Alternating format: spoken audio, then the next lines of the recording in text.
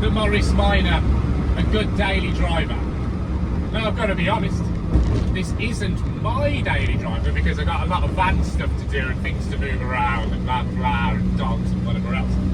So it can't be me every day. But if I don't have anything to carry really, or you know, this is obviously better for passengers than my van, but there's nothing big to carry, I could definitely use this every damn day. Every day.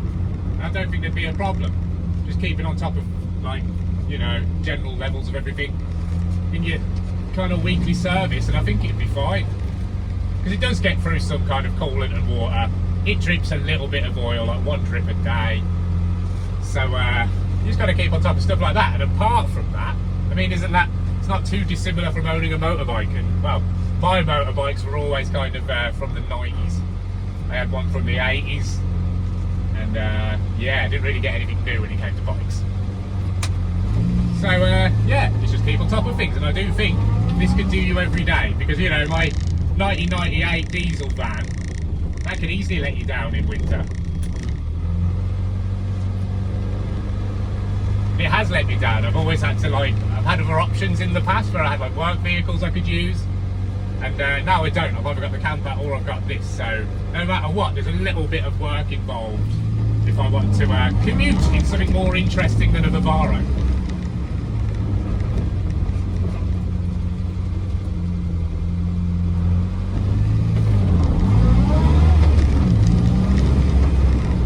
I think people underestimate how quick this car is going to come at them when it comes to roundabout. It seems to be better on acceleration than most vehicles, which is bizarre. But it really does have some pep in, like, yeah, up to 40 really. I reckon it can keep up perfectly with everyone else, within reason. But it's not, I wouldn't consider it slow at all. And it's just nice to dot around in something like this. Whilst the world's going EV mad, climate mad, all that fun stuff which fills the news most days, what better way to make yourself feel a little bit more in control than to drive something like this? Yeah. There you go. The Morris did it. You go round. You go round, mate. There you go. Apparently I was the only one with brakes. Very good. There we go, another example of how just perfectly city friendly the Morris Minor is. Now, I know people, you wouldn't probably go for like a 50s model, anything, you know, that seems to be not the 1098cc engine. Apparently they're a little bit more draggy and a bit slower off the mark, but I don't think you need much more than this, so you might still get away with that. And I've obviously got drum brakes all round on this still, I haven't upgraded that. And that all seems to work fine. And it is winter now, I've drove in the rain, I've drove in the ice. And apart from this new squeaking that seems to pick up when they're warmed up a bit, the braking is fine. What else to report? It is warm enough, gotta say. I've never been cold in here. Sometimes it gets a little bit too toasty. But this being a later 60s model, it does have a proper, like, at least an on and off pulley switch just here to turn the heat on and off. And if your screen needs doing, this does do the job. But these do an even better job of just getting air in and clearing the windscreen faster than any car I own. So yeah, everything's covered really. The windscreen washer I may make electrical, because it is the manual squirty button at the moment. But it doesn't seem to do a lot. And I think the bottom is topped up, maybe it's just blocked with shit. Or maybe I should pump that up more often. Keep pressing it and see what happens. Oh, that used to be fun. You used to do it. There we go. One, just on the left. You see that? And a bit of that.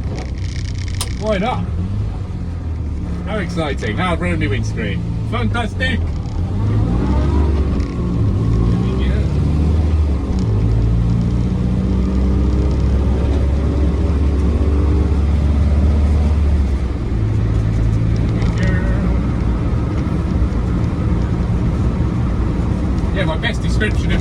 say it was just a motorbike with a roof. It just seems so similar to riding, except you sat down and you're a lot comfier. What was it, the BMW C1? Is that the weird motorbike with a roof that they did, or scooter? Bizarre. So yeah, pretty shit on speed bumps. They're actually effective on cars that are pre-70s apparently. Obviously these are the ones that you can just glaze over if you were in a van or like, you know, a nice new boring car. But in here, you do have things to defend underneath the car. You've got that really old style drive shaft that runs underneath the whole car. So if you start hitting these bumps too hard, you could knock off your drive from the back wheels. So let's not risk too much. And I think that's my only gripe. And is it a gripe to say that speed bumps are actually effective? Yes. Because these are silly. There's a lot of 20 zones in the world now. Seems to be the main speed in the city at the moment. It's 20. But running absolutely great today. Very happy. It seems easy to glide over these infernos. A bit of braking, let the front lift up, and just roll over. That seems to be better. Okay, we're learning. There you go, Joan. Yeah, that's alright. And also, fuel economy, if that's something that obviously is important to everyone, unless it's a company car and you don't care so much. But I'd say fuel, yeah, I haven't done the official maths, but I do not put fuel in this often. I've had it for 2 months now, and including the original run back from Leicester, and a load of dicking about and obviously letting it tick over for hours while servicing it and trying to fix it up and doing short runs everywhere in the city. Yeah, I think max I've put in here so far is still 50 quid, and I think kind of like 40 quid almost fills it, to be honest. And that'll last for ages. I mean, this is a true-ish representation of what's in the tank still. It does seem to actually move, which is more than my you know, it's a 1998 T4 800 special, but none of the gauges work in that. That's even got OBD. So yeah, more things work in this. It's almost 100% working. The ground's still off the, oh, that's still working. Yeah, the ground is coming off the horn that we did, so I just need to tighten that up again. But it sounds like it works now. What else? Yeah, everything works. The interior light, that needs doing, but it could just be a ball. And I think that's it. So the heat works fine. You can hear that. You got your going up to into the cabin off and up to the window, blah blah blah settings. Pretty sweet. They had it down, mate. The basics were there, and everything since the 60s has probably just been mostly suspension based and just noise cancelling. That seems to be the difference.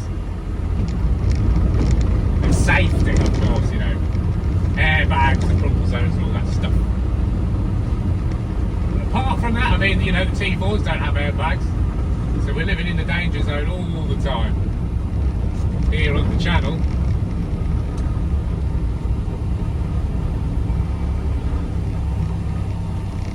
Yeah, that's genuinely lovely and warm. Can't complain. Let's just see if that does stop the air coming in. Does that sound cold if I pull this?